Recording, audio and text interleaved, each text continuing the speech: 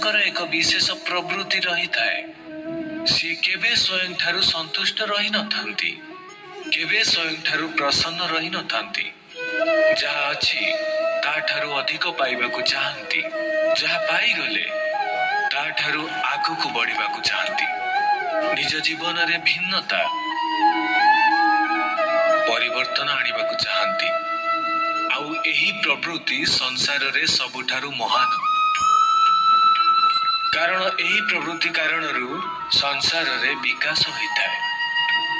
କିନ୍ତୁ ଏହି ପରିବର୍ତ୍ତନ ପାଇଁ ମନୁଷ୍ୟ ତା ସନ୍ଧାନରେ ରହିଥାନ୍ତି ଯାହା ତାଙ୍କ ଜୀବନରେ ଭିନ୍ନତା ଆଣିପାରିବ, ତାଙ୍କୁ ମାର୍ଗ ଦେଖାଇ ପାରିବ, ତାଙ୍କ ଜୀବନରେ ପରିବର୍ତ୍ତନ ଆଣିପାରିବ।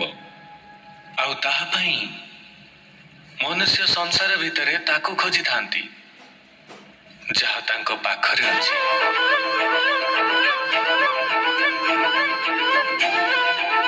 କୁହନ୍ତୁ କିଏ?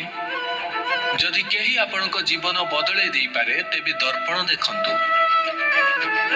ସିଏ ଆପଣ ସ୍ୱୟଂ ଯିଏ ଆପଣଙ୍କ ଜୀବନ ବଦଳାଇ ଦେଇପାରେ।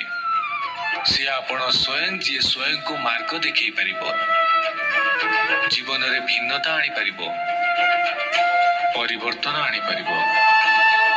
ସେଇଥିପାଇଁ ଚିହ୍ନନ୍ତୁ ନିଜ ଅନ୍ତରର ଶକ୍ତିକୁ ଆଉ ବିଶ୍ୱାସ ରଖନ୍ତୁ ଯେ ଏହି ସଂସାରରେ ଆପଣଙ୍କ ଠାରୁ ଅଧିକ ଶକ୍ତିଶାଳୀ ଆଉ କେହି ନାହାନ୍ତି। ଜୀବନ ବଦଳିଯିବ ଆପଣଙ୍କର। ଆଉ ଅନ୍ଧବିଶ୍ୱାସର ନୁହେଁ, ଆତ୍ମବିଶ୍ୱାସର ହାତ ଧରନ୍ତୁ। ଆପଣଙ୍କର ସମସ୍ୟା ନିଜେ ଦୂର ହୋଇଯିବ।